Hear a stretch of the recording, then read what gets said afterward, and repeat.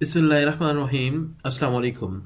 इस क्लास में हम देखेंगे कि आप वर्ड 2016 में कोई डॉक्यूमेंट कैसे सेव कर सकते हैं। जाहिर बात है, जब आप डॉक्यूमेंट क्रिएट कर लेते हैं तो उसे सेव भी करना चाहेंगे। तो हम जल्दी जल्दी उसी डॉक्यूमेंट को थोड़ा सा इन्हेंस करते हैं, जो हमने पिछले लेक्चर में भी देखी थी। ये एक मेमो है, मैं इसमें नाम लिख देता हूँ। ठीक है, क्लिक किया, नाम लिखें, कोई भी डमी नेम आप लिख सकते हैं। Now it is my real name. CC में भी कुछ लिख दिया। ठीक है, डेट में आप डेट लिख दें, नवंबर, और सब्जेक्ट में लिखते हैं मीटिंग ही लिखते हैं। और यहाँ पे ये जब आप इसको क्लिक करते हैं तो देखिए सारा टेक्स्ट सेलेक्ट हो गया है। इसका मतलब ये है कि ये एक प्लेस होल्डर टेक्स्ट है और आप सिर्फ एक क्लिक करेंगे और अपना टेक्स्ट लिखना शुरू कर देंगे। तो आपके पास जो टेक्स्ट होगा, जो इसका मजमून है, जो भी वो आप लिखेंगे। हम फिलहाल इसकी जगह कोई भी डमी टेक्स्ट लिखने के लिए वर्ड में 2016 में भी और इससे पिछले वर्जन में भी एक फार्मूला भी है। ठीक है, आप लिखें लोरेम एप्सम, लोरेम,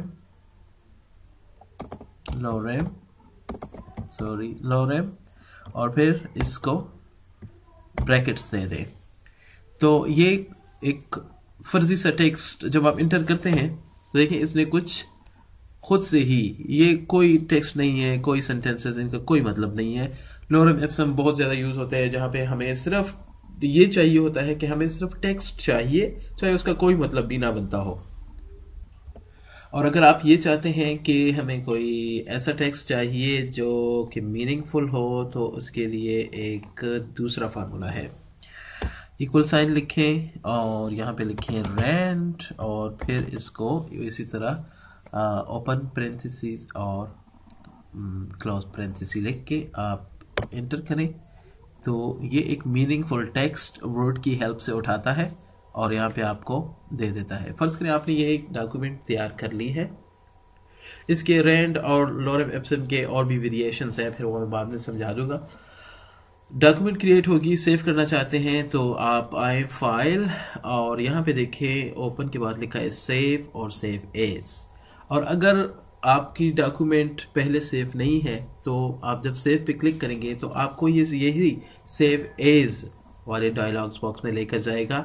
और जब आप डॉक्यूमेंट एक दफ़ा सेव कर चुके होते हैं और उसमें कोई अपडेट्स करते हैं, कोई नई चेंजेस करते हैं और सेव को प्रेस करते हैं, तो वो उसी नेम के नीचे इसको सेव कर देता है। मैं कहता हूँ इसको सेव पे क्लिक, और ये सबसे पहले आपको सजेशन देता है कि आप इसको वन ड्राइव में सेव करें। क्यों कि आजकल ज़्यादातर कंपनीज, ज़्यादातर लोग अपनी हर एक चीज़ क्लाउड पे सेव करते हैं। मतलब जो क्लाउड कंप्यूटिंग आजकल ज़्यादा हो रही है कि आप हर एक चीज़ अपनी जो सर्वर्स हैं माइक्रोसॉफ्ट का या ड्रॉप बॉक्स का या वन ड्राइव माइक्रोसॉफ्ट वालों की है, गूगल ड्राइव है, इस तरह आप उसमें सेव करें, ताकि आप इस तरह तो एक तो शेयर कर सकते हैं इसको आसानी से, दूसरा आप कहीं से भी इसको एक्सेस कर सकते हैं। इसीलिए ये जो पहली सजेशन देता है तो ये कहते हैं कि इसको आप वन ड्राइव में सेव कर लें। दिस पीसी मीन कि इस पीसी को आप नेविगेट करके कहीं पे सेव कर लें या ब्राउज को क्लिक करें। तो ब्राउज और दिस पीसी सेम है, लेकिन दिस पीसी में जब आप क्लिक करते हो तो सिर्फ इसी पीसी में आप नेविगेशन करते हैं, और ब्राउज आपके नेटवर्क पे है अगर आप, तो पूरे नेटवर्क को आप नेविगेट करके कहीं भी अपने नेटवर्क पे भी सेव कर सकते हैं और इस पीसी में भी सेव कर सकते हैं।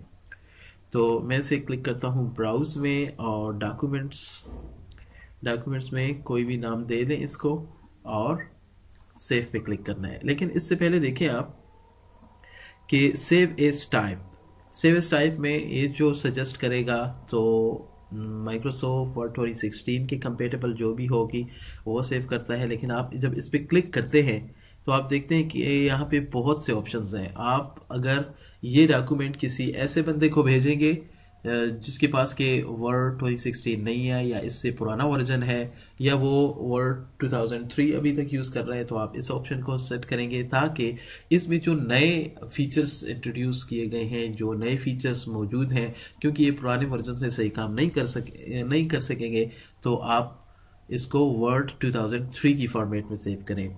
इस तरह आप वर्ड टेम्पलेट बना सकते हैं इससे, या फिर PDF as a PDF save कर सकते हैं।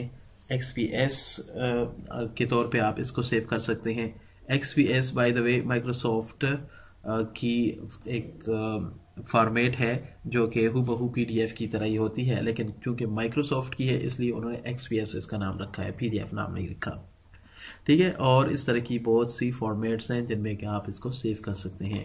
हम इसको नए वर्जन में ही सेव करेंगे और फिर आप क्लिक कर दें। और अगर आप मज़ीद डिटेल इसमें डालना चाहें, जिस तरह के आथर और आथर, एक तो वो आथर ये उठाता है जो कि आप इसको इंस्टॉलेशन के वक्त देते हैं, और इसके अलावा आप इधर इसको सिलेक्ट करके कोई दूसरा ऑथर भी लिख सकते हैं। टैग्स कुछ लगाना चाहते हैं जो कि आपको सर्च में फिर काम आएंगे। जब आपकी डॉक्यूमेंट बहुत ज़्यादा हो जाती हैं और आप सर्च करना चाहते हैं तो इसको एक टैग दे लें, ऐसा जिस तरह कि मेमो एक टैग हो सकता है इसका, ये मीटिंग जिस रिलेटेड है वो एक टैग हो सकता है। टैगिंग कर लें तो उससे नाम जौन सा भी होगा, लेकिन अगर आपको जब आप इसको सर्च करते वक्त सिर्फ कोई भी टैग याद होगा, आप वो सर्च बॉक्स में जब लिखते हैं तो वो इस डॉक्यूमेंट को भी शो करता है। फिर आप सेव पे क्लिक करें तो ये देखें कि अभी जहाँ पे डॉक्यूमेंट 1 लिखा हुआ था वहाँ लिखा आ गया है मर्सी पार्क, जो कि हमने इसका नाम रखा है, बल्कि इसने खुद ही सजेस्ट किया था, क्योंकि पहला जो चंद अल्फाज जो होते हैं वो ये खुद ही सजेस्ट करता है कि ये इसका नाम ठीक है। अगर ठीक हो तो आप उसको एक्सेप्ट कर सकते हैं, नहीं तो न्यू नेम आप दे सकते हैं। कोई भी डिस्क्रिप्टिव सा नेम देना चाहिए हमेशा। उम्मीद है आपको आज की क्लास भी पसंद आई होगी। जाते जाते मेरा चैनल ज़रूर सब्सक्राइब कीजिएगा, जो हमेशा मैं आपको कहता हूँ क्लास के आखिर में। अगर मेरी आवाज़ आज आपको बदली लगी हो तो सर्दी आ गई है, तो आप कभी ज़ुकाम कभी खांसी। सो इंशाल्लाह अगली क्लास में मिलेंगे। इजाज़त दीजिए, अल्लाह हाफिज़।